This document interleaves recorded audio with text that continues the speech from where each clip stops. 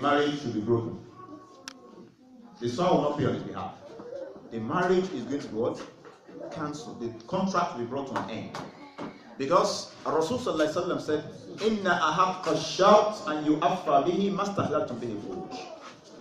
The right that is most deserving of being fulfilled is that with which you make halal for yourself the private part of your wife.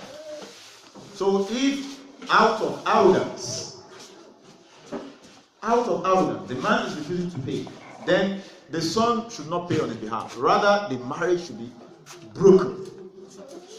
The marriage contract must be terminated immediately. That is the rule. Wallahu ta'ala. The next question says, Assalamu alaikum. Madam, about the prayer you talked about, you said that if someone is praying, he should not think about anything. But, for example, if someone is praying and that person is thinking about something wrong, madam, what will you do? Is it that you will stop the prayer and seek for forgiveness and pray again? In such situation, which of course is may Allah safeguard us, is something that we all experience today. What such person should do is not to stop the prayer, rather continue his prayer and then try as much as possible. Let him try as much as possible to reconcentrate. Yes, he will continue and then make effort to reconcentrate. But leaving the prayer and starting again, no. Let him just continue to fight his desire until he's back fully, or he gains his concentration fully. Wallahu ta'ala. The next question says, if someone commits zina, is it that Allah will not forgive that person, or what will that person do to be forgiven by Allah? If you commit zina and then you want Allah to forgive you, what you have to do is sincere tawbah. Sincere tawbah. You see, there is no sin that is unforgivable. The only thing is that the son of Adam has no knowledge of the unseen. You don't know whether Allah accepts, Allah has accepted your repentance or not. This is the fear. But of course, from all indications, if one repents sincerely and then meets all the conditions of Tawbah, you meet all the conditions of Tawbah with the intention, with the conviction that you will never go back to such evil, zina, Allah forgives you from what the scholars made us to understand. In fact, Ibn Rajab al-Hanbali said that if a servant commits a sin, he asks Allah for forgiveness and Allah forgives him, and then he does it again, and then he asks, will Allah forgive him? Ibn Rajab said yes. What if he does it again? Ibn Rajab said yes. What if he does it? Ibn Rajab said yes. Allah will forgive him. However, this is not to encourage us. This is not to encourage us, because you will not forget the ayah. I'll remind you that Allah said, "Anna Allah yahulu bayna al-mar'i wa qalbi." That there will be a point in time when you will be perpetual in sins and then you become used to it. So much that you no longer see it as what? As sin. And then when that time comes, repenting becomes very difficult for you because you no longer perceive it as sin. So Ibn Rajab al-Hanbali's decision or statement is not an avenue for us to what? To engage in sins perpetually. Let us try to repent as much as we can, and then try to quit, whatever habits we are doing. So for such person, let him ask Allah's forgiveness, and then vow to Allah never to go back to such sin again. We hope that by the grace of Allah and by the mercy of Allah, Allah will forgive such an individual. Let him regret. Let him regret. Let him cry in most cases. Let him cry a lot. Because one of the things that made Allah to forgive some scholars in the past is their efforts to cry. They cry a lot. Especially with regards to the evil of zina. It was reported that Malik ibn Dinar once had such encounter. One day he was traveling, and then he got to a point where he once sinned against Allah, What he did was he fell on his face and then he started crying and then he started asking Allah, oh Allah, forgive me. But today, majority of us, the reverse is the case for majority of us. When you sin in Lagos and you migrate from Lagos to Abuja and you become a holy person, probably when you get to Lagos, what comes to your mind is, God, when we were here, we really rocked this place. That's bad. You should feel remorseful, you should regret, you should cry a lot. Cry a lot over our sins. Let's cry a lot over our sins. It's very, very beneficial. Let's be very emotional. Let it not be that it's only when we fail exams, when we are heartbroken, your wife has left you, your husband has left you, that's only when you cry. No. People, they act on the stage, they are being paid for it. They cry on the basis of what is not a reality. Somebody's crying, it's not true. She's just putting up an act and she's crying. Yes. Today we have professional wailers. If you lost a dear one, as a rich man, go and invite them to come and cry for you. That's the only thing they do. And then you pay them. They are called professional wailers. They wail for you, they cry for you. And then you pay them. We have them in this country. So if we have people crying for no reason, for flimsy reasons, how much more crying for the sake of Allah, for your sins? Umar radiallahu anhu came and then met the Prophet sallallahu alaihi wasallam and Abu Bakr crying. He met both of them crying. He said, Ya Rasulullah, how are you looking? What makes you cry? Abu Bakr, even you too, you are crying? Okay, Abu Bakr, please tell me. Why are you crying? Why is the Rasul and you crying? Tell me. If it's something that is worthy enough to make me cry, I'll cry. If it's not worthy enough to make me cry, I will force myself to cry.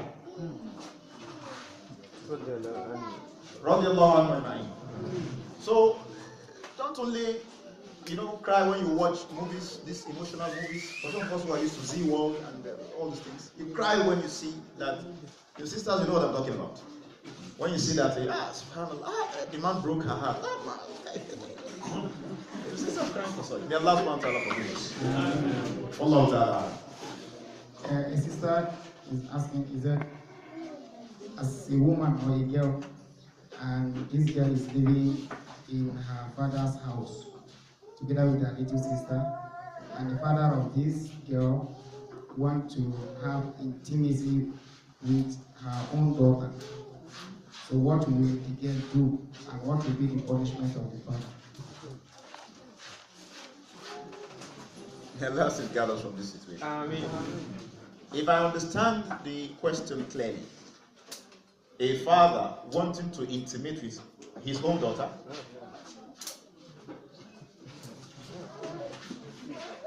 may Allah save us. I think there is every point. The first thing to do is let that man be taken for checkup. That's the first thing. Let that man be taken to the hospital for what? Checkup. For checkup. To ascertain whether he's still in his right senses or not. Let the doctors confirm. That is one. Number two, let's also check whether he has gene problem. So that we exorcise him. An exorcism be conducted on him. If it's a gene problem, inshallah, we cast the gene away and then he becomes fine. If it is not any of this and then he is well, he should be admonished on the consequence of what he is about to do. He should be admonished. And if after the admonition he is still persisting, he wants to go ahead. Of course, I don't understand why a man would want such when there are many young girls around. Why his own daughter? Why his own daughter? Of course, he may also be under spiritual influence. Possibly, there are conditions that he wants to meet. Ritually, they've given him a condition. Sleep with your daughter so that you can attain so-so power or so-so resources or wealth. These are possibilities. So we check which of this, and then he'll be admonished. If it is none of this, if it's not coming from any of this, then the daughter should be advised to leave that house. Let her leave the house. Let her find somewhere else to stay until the insane father becomes sane again. Yes, he's insane. Let him become sane once again, so that the father will not defile her. Yes, zina is evil, but the worst of it is having incest. Incest is when you sleep with a non-mahram. Mahram rather. When you sleep with a mahram, somebody who is within the confines of the prohibited degree of what? Of marriage. That's an incest. And if we check the books of the ulama, we will find out that there is going to be an additional punishment, which I will not be able to relate to you now concerning that. But we ask Allah subhanahu wa ta'ala to guide us and protect us from such evil. The next question says, if you are a kind of person that leaves brothers to sisters while crying, is it permissible to leave the sister if you are alone in the car? What in the situation that a sister always calls you to discuss or ask some question from you, maybe seeking fatwa? What will be your stand in order to avoid fitna?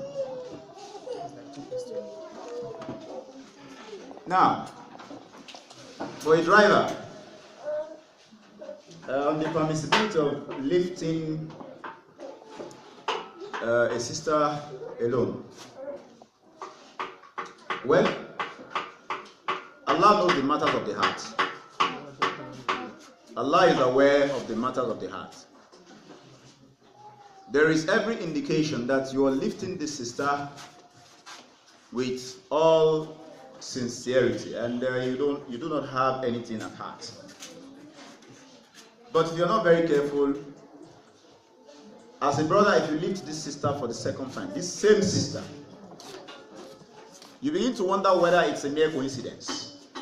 If you lift her for the 10th time, then something is, there is every likelihood that, the social relationship will be affected somehow. Maybe Allah wants you to talk to her. Maybe Allah wants you to ask her out. Yes, you check very well. If you're interested, you go ahead. But if you're not, there is every need for you to be very careful. There is every need for you to be very careful. But that's permissible. That's permissible if you are going to do that with all sincerity. With all sincerity. But to avoid fitna, you may pick another person, or rather give money to the sister to join another cab that has, that has more persons. I don't know if I'm making myself clear. To avoid fitna, because you know yourself better, but you may not know the nature of the sisters or the sister's person. It's something you don't know. You may not make attempts, but she may make attempts.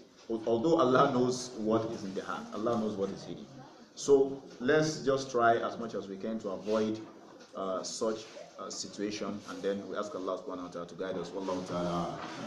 And then the second question is for a sister who is always calling you to ask for fatwa, to ask questions and all that. Yes, well, for brothers who are gifted, yes, is one of the challenges that usually they face. You have series of calls and what have you. So what you do in such situation is try as much as possible to get probably a sister who is also good, who can of course attend to our questions, and then you direct the sister to always ask the good sister, if there is. But if there is not, and you are the last option, you are the final resort, well, there is need to employ extra care. There is need to employ extra care, because we have seen cases where sisters always make calls in the name of asking questions, but in the end, the brother will be running for his dear life. You understand? You'll be running and asking Allah to save your life because you're between the devil and the deep blue sea. So it's a situation that we need to be very careful, especially if you are the type whose heart is so fragile. By the time the sister says salah with a very melodious voice, you understand? That's what Allah said. Allah said, your heart will be so soft and then your heart continues to weaken. When it weakens like that, then fitna begins to pop up. So if the sister can get another sister who is good and then ask, mashallah. But if she doesn't get, then the brother should do that with the fear of Allah and the sister should also fear Allah. If you are interested in such brother and you want him to propose to you or to marry you, don't go through questions fi sabilillah. Don't go through questions fi sabilillah. Just go straight to the point. Go straight to the point. If he's interested, he will tell you, fine, okay, let's go ahead. If he's not interested, he will tell you, I'm not interested, sister. That's all. Rather than go through questions and then you'll be causing, sleepless night for a brother. A brother is on the bed and all he's thinking is your beautiful voice, and you know how to come close to you. You give him hypertension. You cause him nightmare. So please, let's always go straight to the point. You understand? Those who have experienced this know better what I'm talking about. There are a lot of experiences that we cannot begin to narrate now, but we ask Allah to safeguard us from it. Allah Ta'ala. The next question says,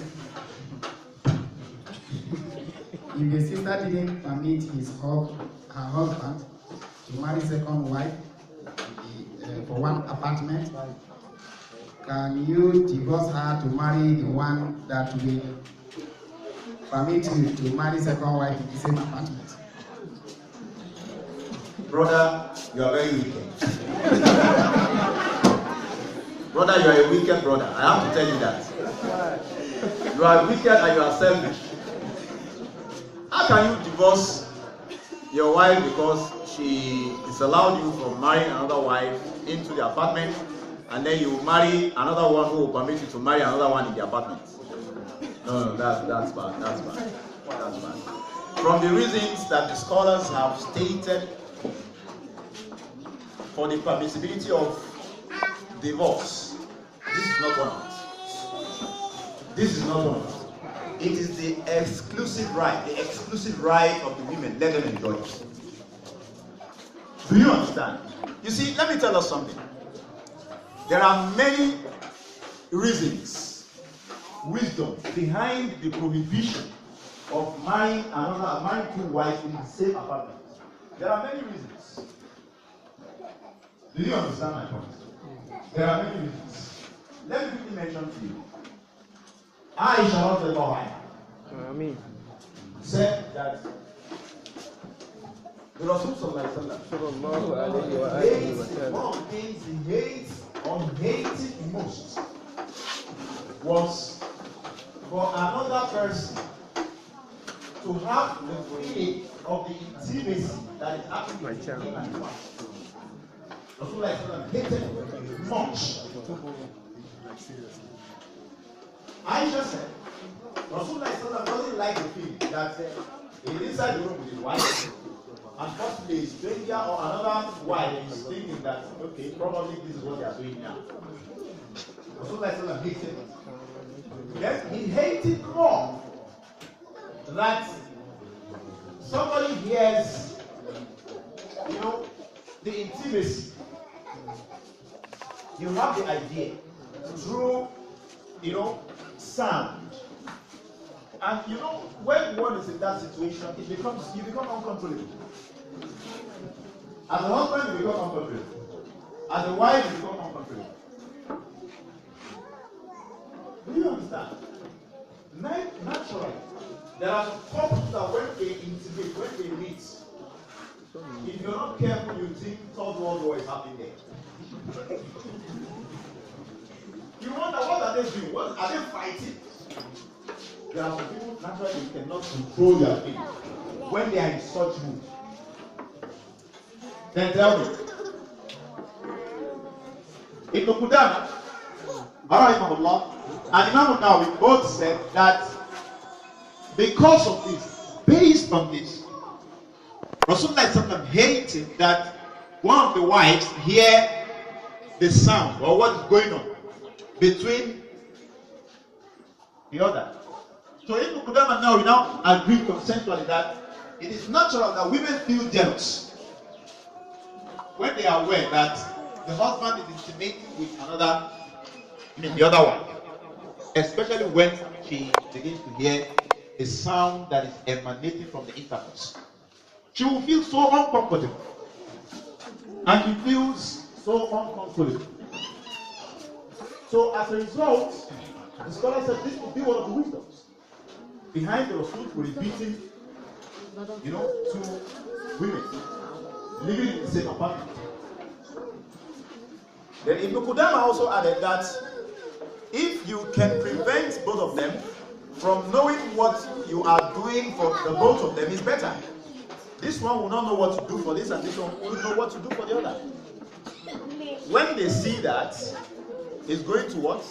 Bring about problems. Because whether you like it or not, you cannot hide emotion. Emotion is something that you cannot hide. From the two wives, you must like one more. You must like one more than the other. No matter how hard you try to hide it, it becomes difficult for you. Thereby, the other one will notice that you prefer the other one to her. Then it creates another jealousy. When the Rasul ﷺ fell out of love of Sauda bin Zam'a, she was aware. As much as the messenger tried to hide it, Sauda was aware. She called the messenger straight to him and said, Ya Rasulullah, I know you are falling out of love with me. However, do not divorce me. Let me have the tag of your wife. Let me be registered as your wife on the day of judgment. This is why the ulama have said that a woman is going to be resurrected on the day of judgment with the last husband she was married to before she departed from the world. If you marry the first man, he dies, and then you remarry after him, you'll be resurrected with your second husband on the day of judgment. If you so love your first husband that you do not want to be split from him on the last day, then do not remarry. Do not remarry. If you are sure, if you know that you are going to be able to control your feeling, and then you will not get out of hand. This is what the scholars, the ulama, have recommended. So brother, please stop it. Please stop it. It's wickedness. So there are lots of, reasons to be exploited. You understand? There are a lot of reasons to be explored, rather, as to why the sunnah is that don't marry two wives in a single apartment. The law remains the law, whether you like it or not. Wallahu ta'ala a'lam.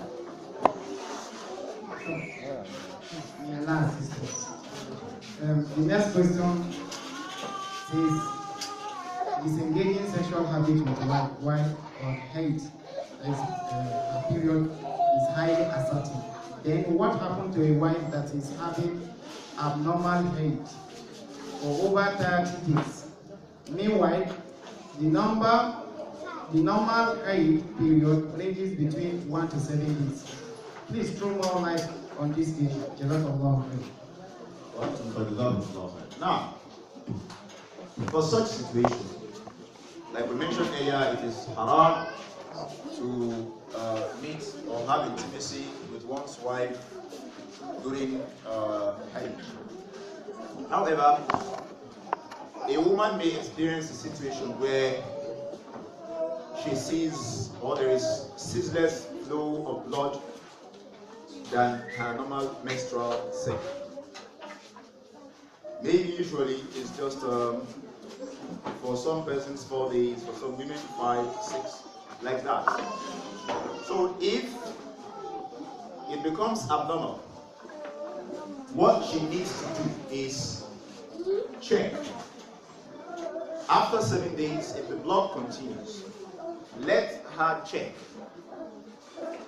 the nature of the blood that runs from 7 days upward compared to the nature of the blood from day 1 to 7. Part of what she would check is one, the fluid of the blood, whether thick or watery. I hope this is clear. She will check and compare. She will look at the stench as well, the odor, the color, the odor, and then the thickness. If they differ, then what she is saying is no longer menstruation. But if they are similar, that she could hardly differentiate between the two, then let her see the doctor. Probably it could be a problem. So what she is passing through at that point in time is known as istihada. Al-istihada. A situation whereby a woman menstruates more than normal. So if it continues like that, and then there's a difference between the two blood, let her wash her body. At any point in time she wants to have intimacy with the husband, it's allowed, she can go ahead. But at any point in time, let her wash her body before starts, and then wash her body after the commencement. The same thing will be applicable in the case of her salah. Let her continue praying, but any point in time that she wants to pray, she would wash her body, observe or perform ablution, and then she prays at any point in time. Then let her continue to visit the doctor. If it's a medical problem, then it will be corrected. Inshallah. Wallahu ta'ala. The next question says, Assalamu alaikum, Ustaz. What do you say about oral sex? Please explain. Now, for oral sex, I want to believe that it's something that we all know about. We all know oral sex. I want to believe so. For whoever it is strange to, in case it is strange, oral sex is simply a situation where a man tries to stimulate rather a wife, stimulate her female organ using the mouth. That is oral sex. Or for a man, the woman also tries to stimulate the husband's or the male organ using the mouth. This is called oral sex. With regards to it, the scholars differ, the ulama differ. Yes. Although majority of them held that it is makruh. It is reproached. It is makruh, it is reproached. The reason why they cannot categorically make it haram or render it haram is because there is no textual prohibition for that. You cannot quote a text. You cannot quote a text from the Quran, from the Hadith regarding that. So that is why they cannot absolutely declare it or render it haram. But majority of them, where usually they base their argument is that the simple reason is it is not healthy, one, and two, you do askar with the same mouth. You do askar with your mouth. So consequently, the same mouth with which you do askar should not be the same thing with which you stimulate the organs, the sensitive organs, the sexual organs of the body. These are the only perspectives that they spoke from. The only perspectives that they spoke from. There is no textual prohibition.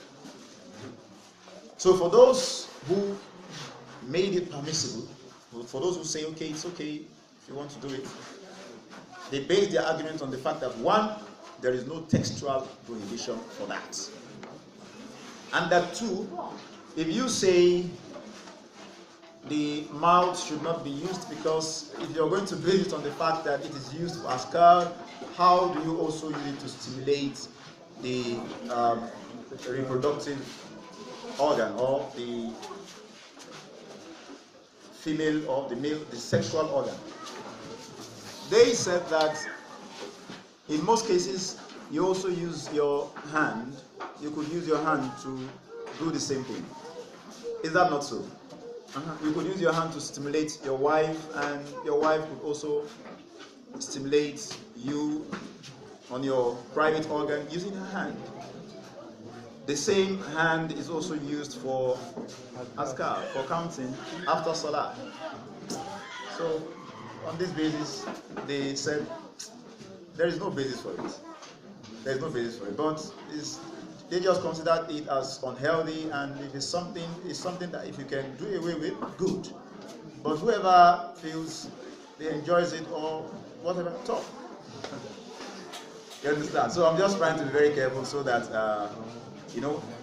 But it's good if we can stand where the scholars have, stood. It's good. It's good if we can go with them. It's good if we can go with them. Wallahu ta'ala. The next question is regarding the salah. Regarding a man giving a sister salam, and it is not compulsory for the sister to respond. So a brother is asking, those scholars who permitted that the woman may not respond to salam, what is their basis? What is